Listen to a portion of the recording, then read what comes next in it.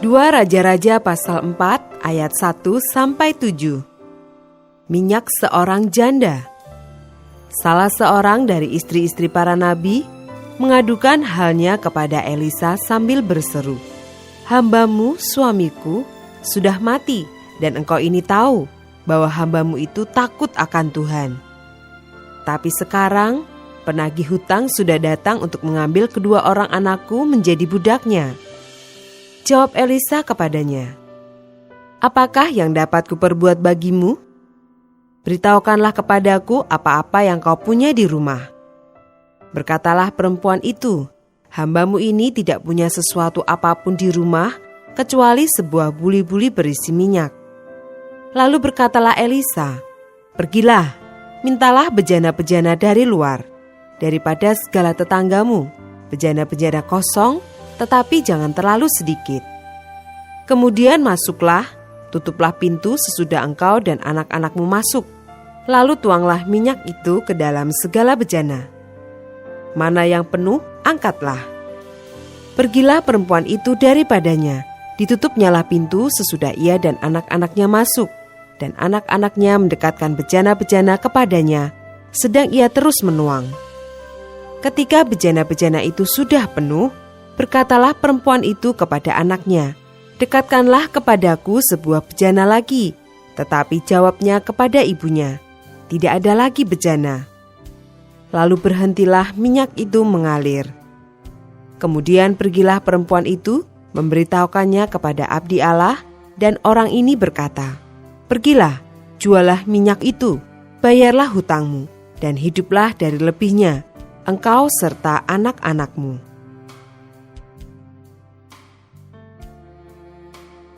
Ayat 8-37. Perempuan Sunem dengan anaknya. Pada suatu hari, Elisa pergi ke Sunem. Di sana tinggal seorang perempuan kaya yang mengundang dia makan. Dan seberapa kali ia dalam perjalanan, singgahlah ia ke sana untuk makan. Berkatalah perempuan itu kepada suaminya, "Sesungguhnya aku sudah tahu bahwa orang yang selalu datang kepada kita itu adalah abdi Allah yang kudus.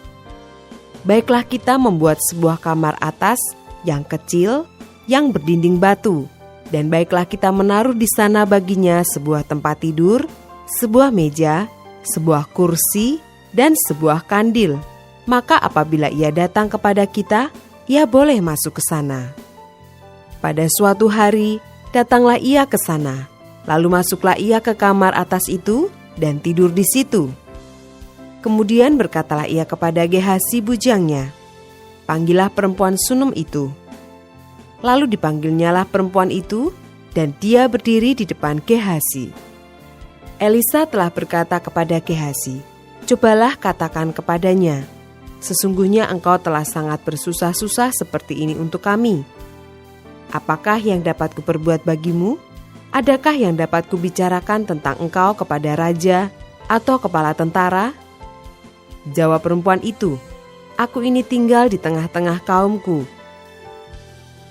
Kemudian berkatalah Elisa, "Apakah yang dapat kuperbuat baginya?" Jawab Gehasi, ia tidak mempunyai anak dan suaminya sudah tua." Lalu berkatalah Elisa, "Panggillah dia." Dan sesudah dipanggilnya, berdirilah perempuan itu di pintu. Berkatalah Elisa, "Pada waktu seperti ini juga, tahun depan, engkau ini akan menggendong seorang anak laki-laki." Tetapi jawab perempuan itu, "Janganlah tuanku ya abdi Allah, janganlah berdusta kepada hambamu ini." Mengandunglah perempuan itu, lalu melahirkan seorang anak laki-laki pada waktu seperti itu juga, pada tahun berikutnya, seperti yang dikatakan Elisa kepadanya. Setelah anak itu menjadi besar, pada suatu hari keluarlah ia mendapatkan ayahnya di antara penyabit-penyabit gandum. Tiba-tiba menjeritlah ia kepada ayahnya, "Aduh, kepalaku, kepalaku." Lalu kata ayahnya kepada seorang bujang, "Angkatlah dia dan bawa kepada ibunya." Diangkatnyalah dia, dibawanya pulang kepada ibunya. Duduklah dia di pangkuan ibunya sampai tengah hari. Tetapi sesudah itu matilah dia. Lalu naiklah perempuan itu, dibaringkannyalah dia di atas tempat tidur abdi Allah itu. Ditutupnyalah pintu dan pergi, sehingga anak itu saja di dalam kamar. Sesudah itu ia memanggil suaminya serta berkata, "Suruh kepadaku salah seorang bujang dengan membawa seekor keledai betina. Aku mau pergi dengan segera kepada abdi Allah itu dan akan terus pulang." Berkatalah suaminya, "Mengapakah pada hari ini engkau hendak pergi kepadanya? Padahal sekarang bukan bulan baru dan bukan hari Sabat."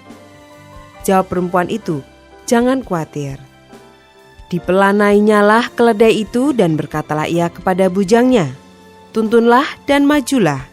Jangan tahan-tahan aku dalam perjalananku, kecuali apabila kukatakan kepadamu." Demikianlah perempuan itu berangkat dan pergi kepada abdi Allah di Gunung Karmel. Segera sesudah abdi Allah melihat dia dari jauh, berkatalah ia kepada Gehasi bujangnya, "Lihat, perempuan Sunam itu datang."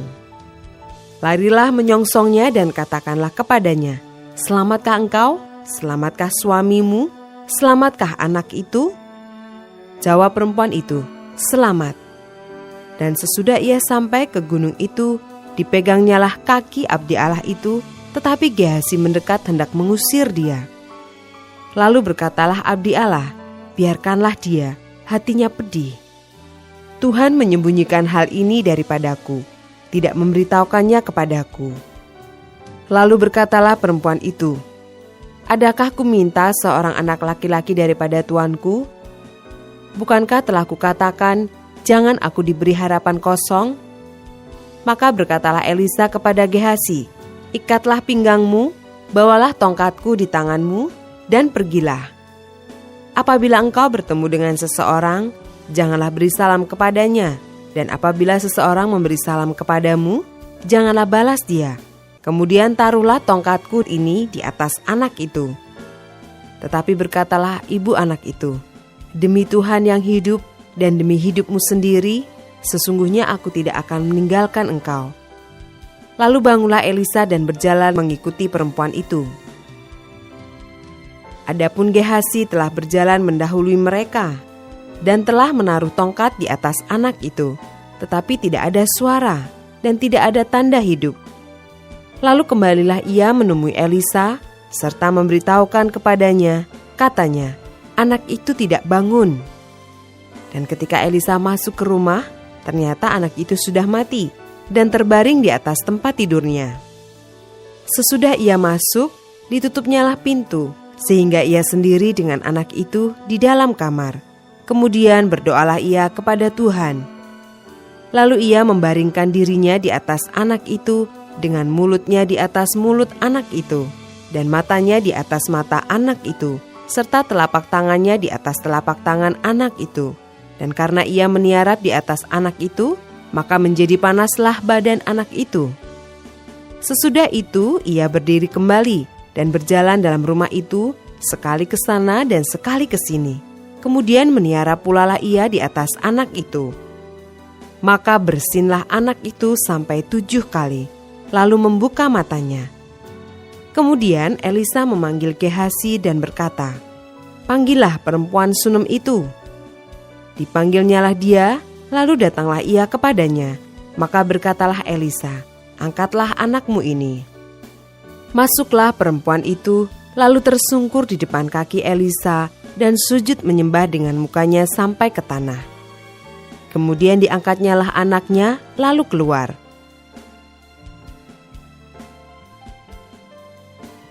Ayat 38-41. Maut dalam kuali. Elisa kembali ke Gilgal pada waktu ada kelaparan di negeri itu. Dan ketika pada suatu kali rombongan nabi duduk di depannya, berkatalah ia kepada bujangnya, "Taruhlah kuali yang paling besar di atas api dan masaklah sesuatu makanan bagi rombongan nabi itu." Lalu keluarlah seorang dari mereka ke ladang untuk mengumpulkan sayur-sayuran. Ia menemui pohon sulur-suluran liar dan memetik daripadanya labu liar, serangkul penuh dalam jubahnya. Sesudah ia pulang, teruslah ia mengiris-irisnya ke dalam kuali masakan tadi, sebab mereka tidak mengenalnya. Kemudian dicedoklah dari masakan tadi bagi orang-orang itu untuk dimakan, dan segera sesudah mereka memakannya, berteriaklah mereka serta berkata, "Maut ada dalam kuali itu, hai abdi Allah!" Dan tidak tahan mereka memakannya. Tetapi berkatalah Elisa, "Ambillah tepung." Dilemparkannyalah itu ke dalam kuali serta berkata, "Cedoklah sekarang bagi orang-orang ini, supaya mereka makan." Maka tidak ada lagi sesuatu bahaya dalam kuali itu.